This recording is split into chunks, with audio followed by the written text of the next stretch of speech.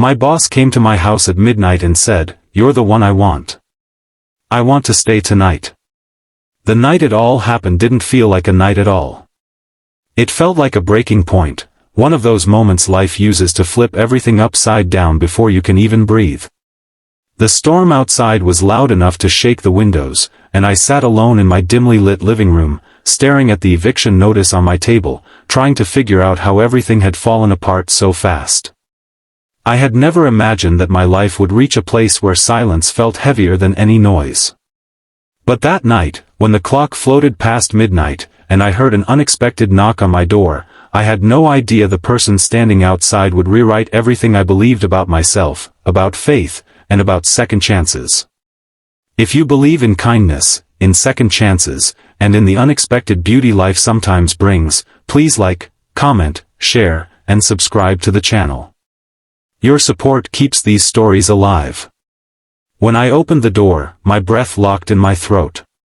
Standing there in the cold dark rain was my boss, Elena, usually strong, composed, and dressed like she owned every room she entered.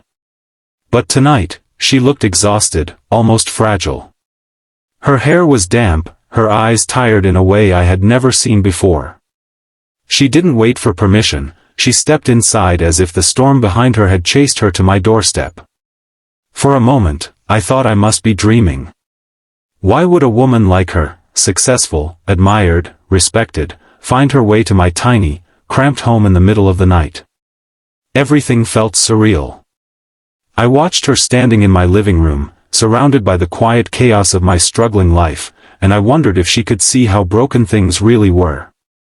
My job barely kept me afloat, and the weight of bills, responsibilities, and expectations had been slowly crushing me for months.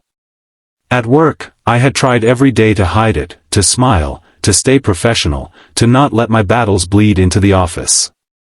But Elena, she always noticed things. She noticed people. And that night, she noticed me more deeply than anyone ever had. As the thunder rolled outside, she took a long breath and finally met my eyes.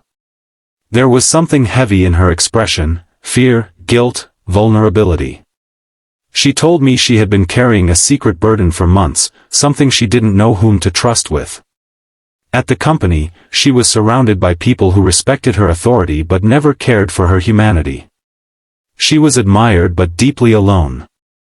Even her family lived far away, and she spent most nights in an empty apartment that was as silent as my own. She confessed that earlier that day, she had noticed my trembling hands while I worked, the way my shoulders slumped when I thought no one was watching, and how I seemed to be slipping into a place she recognized all too well, the place of quiet suffering. Something in her broke at that sight. She said she drove aimlessly for hours after work, thinking about how unfair life could be, how people like me tried so hard and still carried the heaviest storms. She told me she didn't want to go to her empty apartment that night. She didn't want to pretend to be strong anymore. She wanted, to her own shock, to be somewhere she felt human. And that somewhere, she said, was here. Then she said the words that froze every part of me, "You're the one I want. I want to stay tonight." Not romantically. Not dramatically. But desperately, human to human. A plea from someone trying not to fall apart. Her voice trembled as she explained that it wasn't power, authority, or status that brought her here at midnight. It was the quiet truth that in a world full of masks, she could finally remove hers in front of me.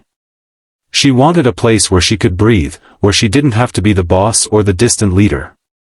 She wanted to stay in the presence of someone who, despite struggling, still carried a kindness she no longer found anywhere else. I didn't know what to say. My own life was collapsing. I was the one who needed help, not her. Yet somehow, our broken pieces fit into the same quiet moment, and something gentle settled between us, something I hadn't felt in a long time, understanding. I made tea for both of us, though my hands shook the entire time. We sat near the fireplace, wrapped in the dim warmth of the room.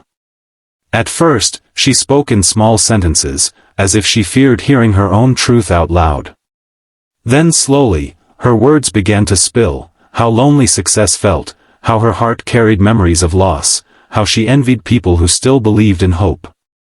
And as she shared her wounds, it felt like she unintentionally opened the door for mine too. For the first time in years, I spoke honestly.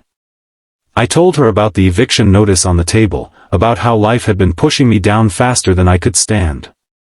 I told her about the nights I fought my own thoughts, the days I pretended everything was fine, and the fear that maybe I was becoming invisible, just another person fighting a losing battle.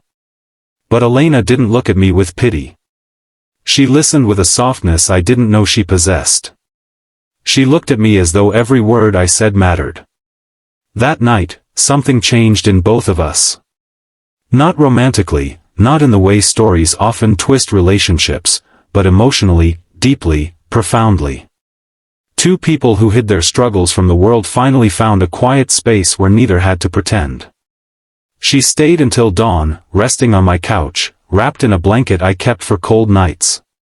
When morning light crept into the room, she stood up with a sense of resolve I had never seen in her. She told me she wanted to help, not because she was my boss but because she was human. She insisted she would personally make sure I didn't lose my home, that my work would be valued, and that I would never have to hide my burdens alone again. It wasn't charity. It wasn't obligation. It was gratitude, for giving her a night where she felt like she wasn't drowning in her own world. If this story touched your heart, please like, comment, share, and subscribe. Your support helps these heartfelt stories reach those who need them. Before you go, comment below, hope is real. That night didn't make me rich or erase every struggle.